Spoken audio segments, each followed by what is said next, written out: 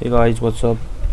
So many were asking that how do we run Linux on Windows? So there are two methods by which we can run Linux operating system on Windows. First is subsystem and second is by using VirtualBox or any virtualization software and installing Linux on the top of that uh, virtualization software. So I'm using the second one. We'll be using Oracle VirtualBox. I'll be giving the link in the description. Okay, so you need two things. First, Oracle VirtualBox. I have already installed it, but it's very easy. You just have to download it from this website. Okay, download it. Oracle VirtualBox download. Okay, Oracle VM VirtualBox download, the first one.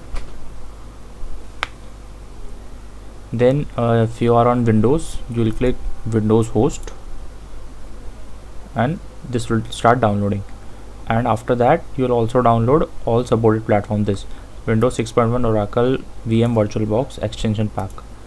Okay, so both are already downloaded. Okay, I'll close rest of them. So you have to install first this one. I've already installed it, so I'm not installing it again. And then you have to install this one. Okay, just install it. I've already installed, so I'm not installing it again. Okay, so now this is the this will what the interface looks like. Okay, so what we'll do is, okay, so we have to create a new virtual machine. So we'll do is new. Okay, and we'll give a name to our virtual machine. Here I'll be using CentOS. You can use any virtual machine OS or image. I'll give a link to some different open source OS in the description. So this is, I'll name it Anant, or we'll name it CentOS. Okay, machine folder. So I have to select machine folder where I'm going to store the data. Okay, so I will use this thing. Okay, and here I'll create a new folder, virtual machine. Okay, now I'm selecting it, select folder. Okay, type will be Linux and version will be, if we have, okay, so we'll use the Red Hat 64-bit. For Ubuntu you will use the Ubuntu version. Okay, you'll use the Ubuntu version. I'm using CentOS, so I'm selecting Red Hat 64-bit. It will also auto select if you write the name similar to the image file. Like if I write Ubuntu, then it will auto select Ubuntu also. Okay, so I'll write CentOS and then we'll click next. Here I have to allot the RAM, so I'll be giving 2 GBs of RAM, 2048. You have to enter it in MBs. So we'll click next. Create a virtual hard disk. Now we don't have any hard disk, so we'll create one. So I'll click create VDI VirtualBox disk image. VDI, will click next. Dynamically allocated size. So the meaning of dynamically allocated size is, let's say for example you don't know how much you are going to use, how much space your Red Hat or your operating system, whichever you are installing, is going to use. So it will automatically allot it. So we just have to specify how much maximum space we can give. So here I am entering it as 25 GB. You can put 100 GB or 200 GB, it won't matter. Okay, just don't put less than 10 GBs, I would recommend. So we'll create. Okay, so now this is what our interface now looks like, this thing. Now what we have to do is, we have configured our operating system, just like we have assembled our CPU to install Windows. This is the same, this process is same like that. Okay, so now we'll create setting, go to settings, and then we will go to storage, and then we'll click on this thing empty, and from here we will select an image. Okay, choose a disk file. So I will be using CentOS 7. Okay, and I'll hit OK. So now as we can see that optical drive CentOS 7 is already connected to this. And also one more thing, what we will do is we'll change our network also. So here it is NAT network. Okay, so what I'll do is I'll change it to bridge network. So this is it, and now I start. So first, just like Windows operating system or any other, okay, here we have to select if I'm since I'm having multiple ISOs, so we have to select which one I'm going to use, CentOS 7, and I'll click start. Okay, so okay, so here from using up and down arrows, just go to install CentOS 7 and click enter.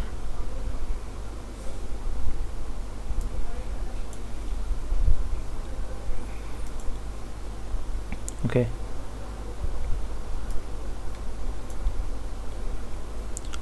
just like we install a normal operating system from scratch, this process is going to be same as it is.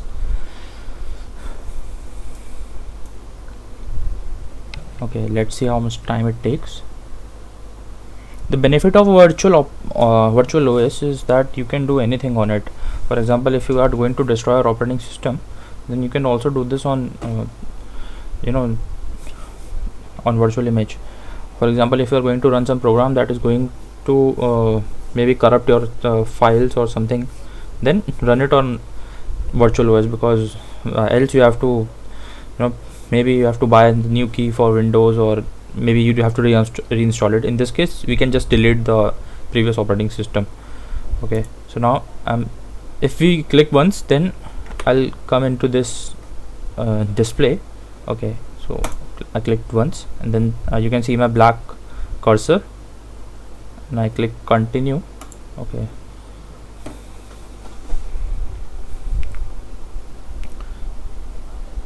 so here it's saying that please complete items marked with this icon before continuing to the next step.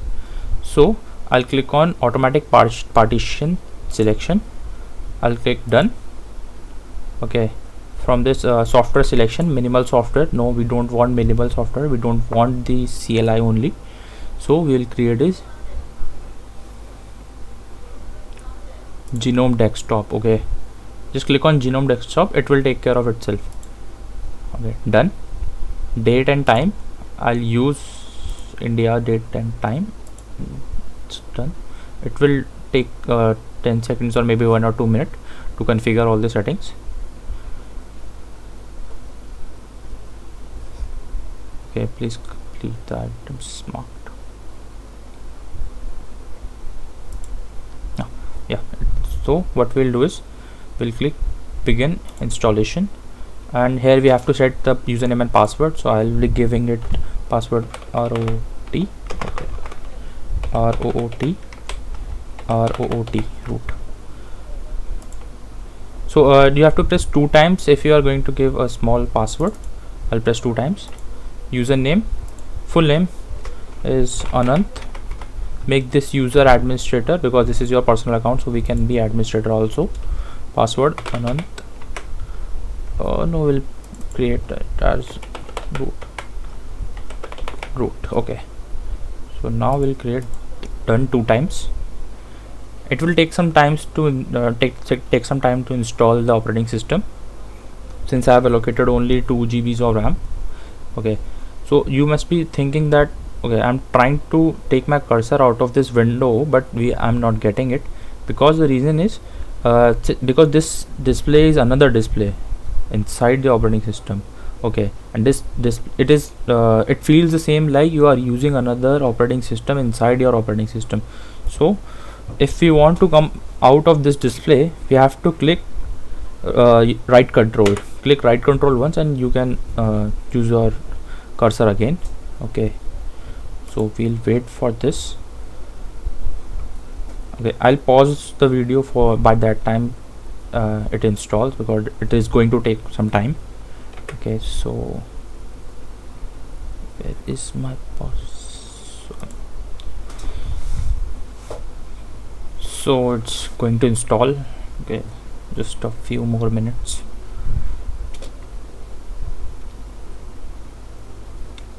I've skipped the video already. Okay, so don't think that it installed blazingly fast or something like that. It will take some time to install depending on the RAM you allocated as well as the processor you have given. I have not given the processor yet, so I'll show you how it looks.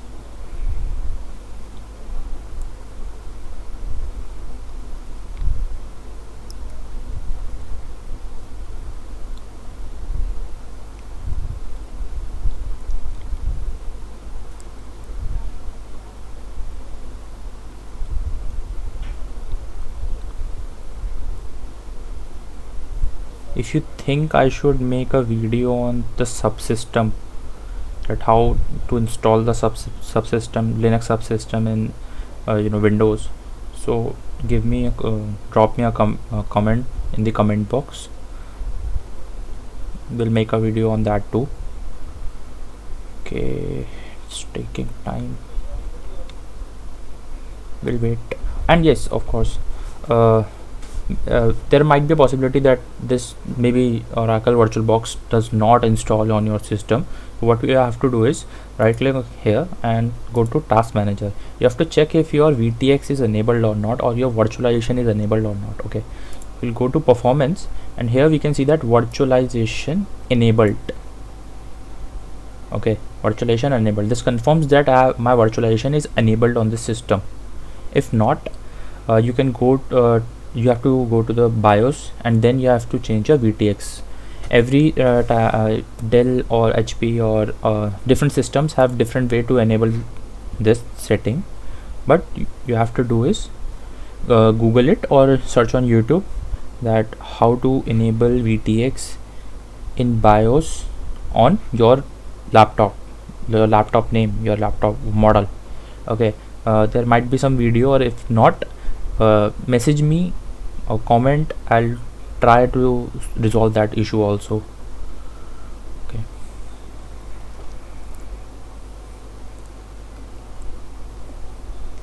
I'm pausing for another minute. Let's see how much time it takes. I don't want to make this video longer than 10 to 20 minutes. Okay, so I think it's done now. Just a minute.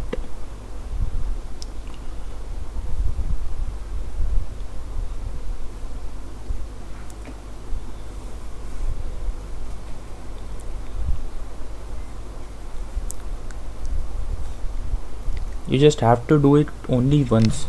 Okay, so because after that you can also take a backup of this thing and store it in your hard drives or any system or anything, any storage device you want, and you can directly load your operating system from that thing.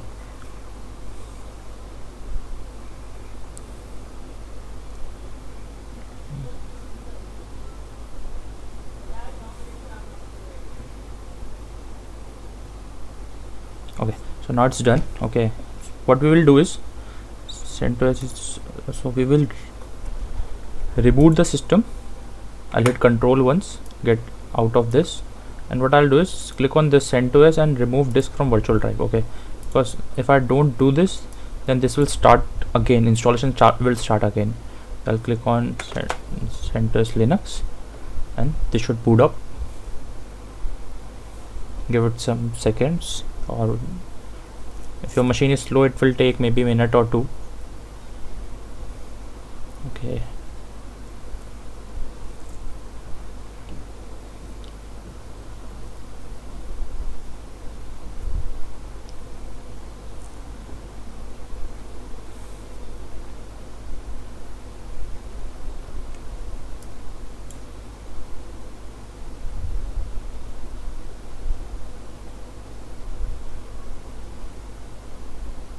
okay, so I have to accept the license.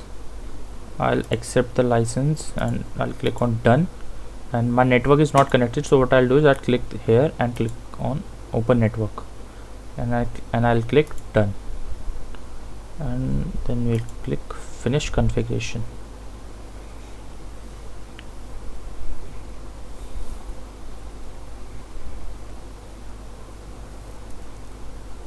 Now it is possible that it may reboot 1 or 2 times, or it may take some time to start, but don't worry, it will eventually start the system. And then click on Anant. Now my password was, I guess, root.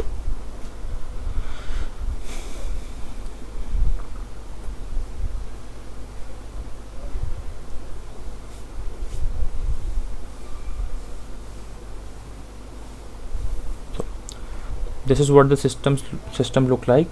So let's see if I can change the screen resolution. Okay, first we have to set it up. Okay, I'll click on next. Okay, next. Okay, next. Yeah, I want to skip. Okay, start using CentOS Linux. So what I'll do is SCRE. Oh, okay, another thing coming. Cut.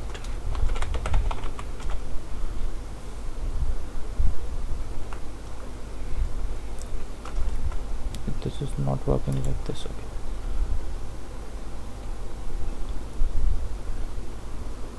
Okay, we'll go to system tools, then go to settings. Maybe we can increase the display size.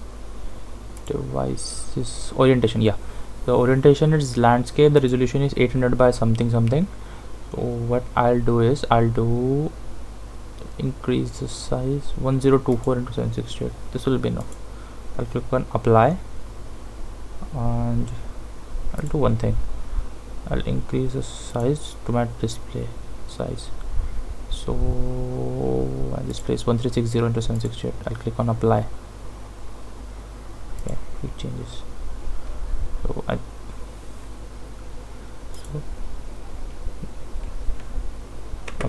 So screen size was little bit more. Okay, so don't worry. Okay. Now your system is ready. You can use anything like let's see what I can do is terminal is working. Terminal is not here.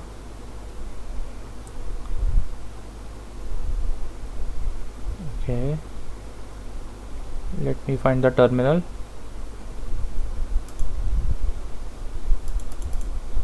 Or places.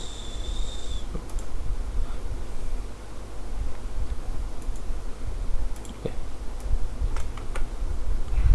TER. Don't know why my terminal is not showing up. I need to check what happened to the system.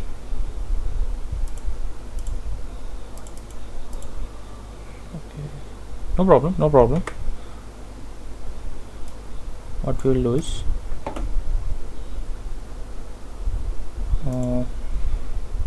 we'll go to home, right click here and anywhere on the screen, open terminal, and one terminal will pop up.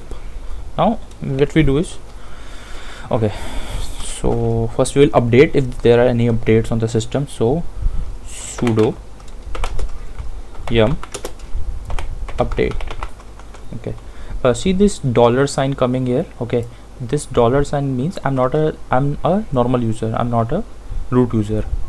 Okay, that's why I have to use the sudo command, because the yum update command is used for the sudo root, the root user. The root user is the one which has the highest privileges in the operating system, just like the admin. Okay, what I'll do is sudo yum update. It will ask for my password, and I'll write root. Remember, with great power come great responsibility, so we'll hit enter. So okay, so it is telling me that another app is holding a yum log, waiting for it to exit. Okay, we'll wait, no problem with that thing. Meanwhile, what we can do is I'll use a new tab, and let's try to ping or check if we have a network connectivity. So we'll use ping google.com. So we can see that my connection is working fine. It is returning the request. So, and if I want to check my IP address, IP dash space A. So this is my IP address. Okay, ENP0S3 192.168.0.106. Okay, so what we are going to do, we don't need to open this system. Okay, every time we just have to start the system and then just minimize it. If I know the IP address, I can directly connect to the system by going here. On my Windows, I'll open bash. Okay, I think I'm not having Git here. Okay, don't worry, we will do this in the next session. Yeah, so you can see that this is updating. Everything is updating now. This will ask if this is okay, then you have to press Y if you want to install, and then hit enter. Again press Y and hit enter. Remember, CentOS is a open source OS. You can also contribute to this operating system, and this is free to use. Anyone can download it and use it. Okay, and also then upcoming video I'll also tell you the power of Linux, which Windows can't do. There are a lot of things Windows can't do. Okay, so I think I should wind up. So it will install itself. Okay, and then we just have to reboot the system and we are updated.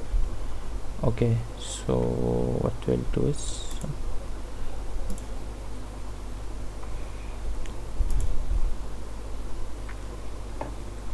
so that's it guys. I think the video is quite long, but I'll cover the networking part in the next session because this video is quite long.